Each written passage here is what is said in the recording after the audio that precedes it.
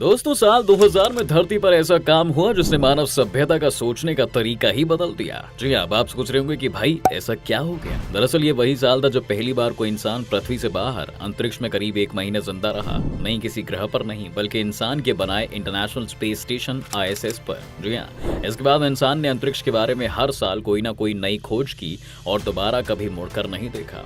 आज भी आप इंटरनेट पर मौजूद नासा के चैनल पर इंसानों को स्पेस स्टेशन के अंदर उड़ते हुए देख सकते हैं। वहाँ ग्रेविटी नहीं होती तो टहलना मुश्किल है, उड़ना नहीं।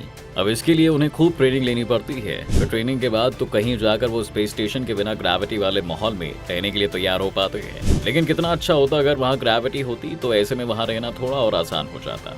आज ये बात सच होने को है, क्योंकि ISS में आर्टिफिशियल ग्रेविटी क्रिएट करने की तैयारी खूब जोरों शोरों से चल रही है। आज के इस वीडियो में हम यही जानेंगे दोस्तों कि आर्टिफिशियल ग्रेविटी काम कैसे करती है और ये क्या है। तो चलिए शुरू करते हैं आज की वीडियो।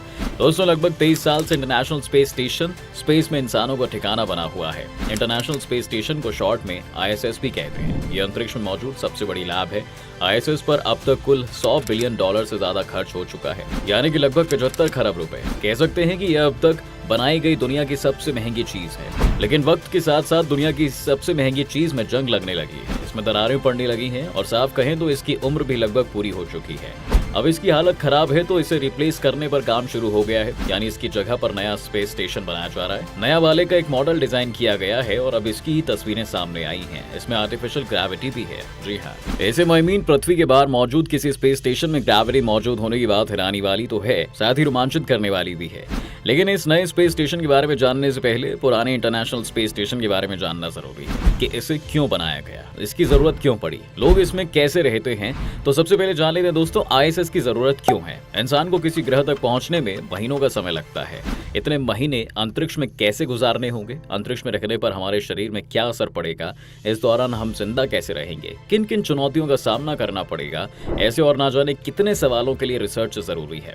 ऐसी रिसर्च जो सिर्फ अंतरिक्ष में की जा सकती है। यही रिसर्च स्पेस स्टेशन में होती है। ISS में कई एस्ट्रोनॉट रहते हैं, वहाँ रिसर्च करते हैं और यही स्पेस स्टेशन की साफ सफाई और मेंटेनेंस का काम भी करते हैं। जैसे कि पृथ्वी से 100 किलोमीटर ऊपर से ही अंतरिक्ष की शुरुआत हो जाती है। इंटरनेशनल स्पेस स्टेशन लगभग 400 किलोमीटर की ऊंचाई पर है। ये एक जगह स्थिर नहीं है, ये करीब 28,000 किलोमीटर प्रति घंटे की रफ्तार से पृथ्वी की परिक्रमा करता है। इतनी स्पीड से ये 90 मिनट में पृथ्वी का एक चक्कर लगा लेता है। आमतौर पर इंटरनेशनल स्पेस स्टेशन यानी कि ISS में एक साथ 6 लोग रहते हैं, लेकिन एक बार यहाँ 13 लोग भी एक साथ रह चुके हैं। जी हाँ, अब तक कुल 266 लोग यहाँ जा चुके हैं। यहाँ सबसे ज्यादा दिन रहने वाले एस्ट्रोनॉट नासा के स्कॉट कैली हैं। स्कॉट कैली ने ISS में 340 दिन बिताए हैं। अब ISS की शुरुआत कैसे हुई दोस्तों? 1973 में नासा ने एक स्पेस स्टेशन लॉन्च किया था। इस अमेरिकी स्पेस स्टेशन का नाम था स्काईलैब, लेकिन यहाँ एस्ट्रोनॉट कुछ ही हफ्तों तक रहे, फिर ये खाली पड़ा रहा। हर साल स्काईलैब का ऑर्बिट पृथ्वी के नजदीक आने लगा, इसे लेकर नासा की कोई तैयारी नहीं थी। 1979 में स्काईलैब पृथ्वी के वायुमंडल में घुस गया और इसके टुकड़े टुकड़े हो गए। 1984 में अमेरिकी राष्ट्रपति रोनाल्ड रीगन ने एक स्पेस स्टेशन का ऐलान किया और अमेरिकी स्पेस स्टेशन का नाम रखा गया फ्रीडम। अगले 10 साल तक फ्रीडम स्पेस स्टेशन का डिजाइन तैयार किया गया। इसकी इंजीनियरिंग और रिसर्च में खूब पैसा खर्च हुआ, लेकिन अमेरिका का फ्रीडम स्पेस स्टेशन कभी लॉन्च हुआ ही नहीं। 1991 में अमेरिका और सोवियत रूस का शीत युद्ध खत्म हुआ, तब अंतर्राष्ट्रीय सहयोग से एक स्पेस स्टेशन लॉन्च करने की बात हुई। आखिरकार 1993 में रूस ने इंटरनेशनल स्पेस स्टेशन के लिए हस्ताक्षर किए। बता दें कि ISS में 15 देशों की हिस्सेदारी है, जैसे कि अमेरिका, रूस, जापान, कनाडा और यूरोपियन स्पेस एजेंसी के 11 देश हैं। ब्राजील भी एक पार्टनर हुआ करता था, लेकिन 2007 में ब्राजील इस संधि से बाहर निकाल दिया गया। ISS एक फुटबॉल के मैदान जितना बड़ा है, लेकिन ये हमेशा से इतना बड़ा नहीं था। इसे साल दर साल अंतरिक्ष में ही जोड़कर तैयार किया गया। जैसे हमारे घर में अलग अलग कमरे होते हैं, वैसे ही ISS में कई मॉड्यूल्स हैं। जी हाँ, ये मॉड्यूल और बाकी हिस्से कई सालों तक एक एक करके भेजे गए हैं। 20 नवंबर 1998 को रूस ने ISS का पहला मॉड्यूल लॉन्च किया। इस मॉड्यूल का नाम है जारिया। 2 हफ्ते बाद अमेरिका ने यूनिटी मॉड्यूल लॉन्च किया। यूनिटी जाकर जारिया से जुड़ा। 2 साल में ऐसे मॉड्यूल जोड़कर ये रहने लायक हो गया था। तय हुआ था कि ISS के 2 हिस्सों में से एक में रूस अपनी रिसर्च करेगा, दूसरा हिस्सा US का होगा। इस हिस्से में अमेरिका और बाकी देशों की लैब होगी। 2 नवंबर 2000 को ISS में एस्ट्रोनॉट्स पहुंचे। तब से यहाँ हमेशा से इंसान मौजूद रहे हैं। एस्ट्रोनॉट लगभग यहाँ 6 महीने गुजारते हैं, इसके बाद वो पृथ्वी पर आ जाते हैं। उनकी जगह कोई और चला जाता है। अब ISS में पृथ्वी से क्या अलग है? दोस्तों, पृथ्वी पर हमारे हिसाब से सही तापमान है, लेकिन अंतरिक्ष में ऐसा नहीं है। वहाँ तापमान बहुत कम होता है। पृथ्वी पर प्रेशर है, अगर ये प्रेशर ना हो तो हमारा शरीर फूलने लगेगा। स्पेस स्टेशन के अंदर तापमान और प्रेशर भी बनाए रखना पड़ता है। ऑक्सीजन और कार्बन डाइऑक्साइड का लेवल सही रखना होता है। ISS का हर हिस्सा प्रेशराइज होता है। इसमें बाहर जाने के लिए एयरलॉक का इस्तेमाल करते हैं। एयरलॉक 2 दरवाजों वाला एक कमरा होता है। एक दरवाजा स्पेस स्टेशन के अंदर ले जाता है और दूसरा दरवाजा बाहर अंतरिक्ष में ले जाता है। एस्ट्रोनॉट्स पहले एयरलॉक में आते हैं और फिर यहाँ से बाहर अंतरिक्ष में जाते हैं। इन्हें कई बार स्पेस स्टेशन के मेंटेनेंस के लिए बाहर जाना पड़ता है, स्पेस वॉक करनी पड़ती है।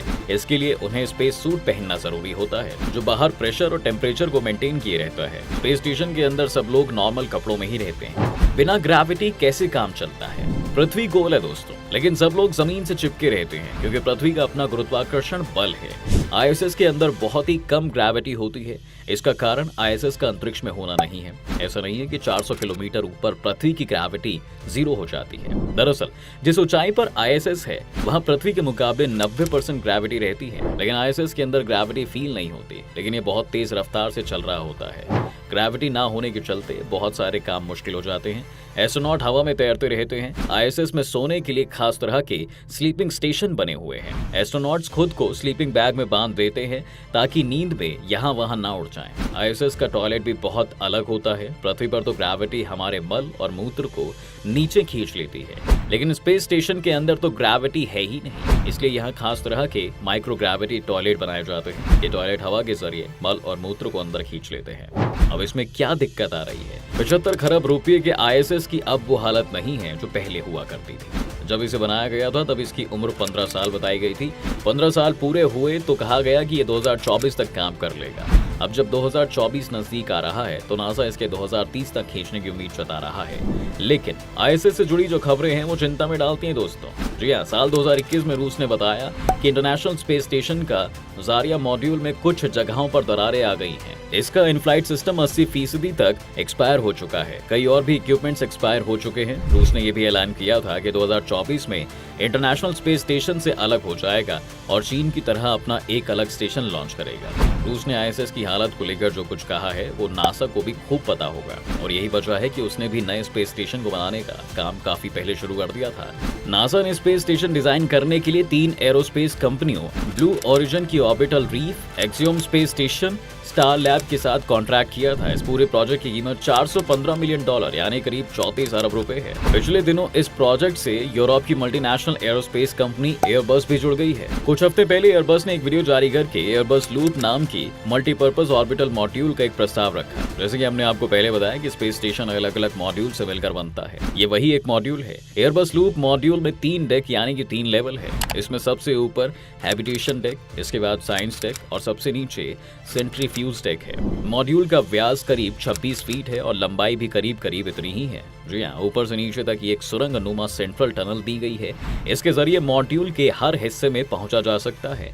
ये टनल एक ग्रीन हाउस स्ट्रक्चर से घिरी हुई है। इस ग्रीन हाउस स्ट्रक्चर में पौधों से जुड़े प्रयोग किए जा सकते हैं और ऐसा बताया गया है कि इससे साग, फलियां और अन्य पौधे बराबर मिलते रहेंगे। एयरबस ने इस मॉड्यूल को 4 एस्ट्रोनॉट्स के लिए डिजाइन किया है, लेकिन इसमें अस्थायी रूप से 8 एस्ट्रोनॉट्स आ सकते हैं। एयरबस से जुड़े अधिकारियों का कहना है कि जैसा भी मिशन तय किया गया है उसकी जरूरतों के हिसाब से मॉड्यूल के हर डेक में मशीनरी और इंफ्रास्ट्रक्चर लगाया जा सकता है।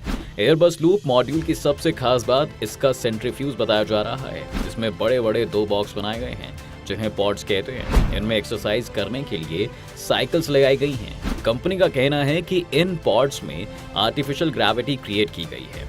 जी हाँ, जिसमें 2 लोग एक साथ एक्सरसाइज भी कर सकते हैं। यहाँ पर आपको एक और जरूरी बात बता दें कि स्पेस स्टेशन में एस्ट्रोनॉट्स को ज्यादा मेहनत नहीं करनी होती है, इसलिए उनकी मसल्स कमजोर होने लगती हैं और इसी समस्या से बचने के लिए एक्सरसाइज करनी पड़ती है। हर एस्ट्रोनॉट को हर दिन 2 घंटे एक्सरसाइज करना जरूरी है। कुल मिलाकर एयरबस के स्पेस स्टेशन का डिजाइन बिल्कुल नए तरह का है।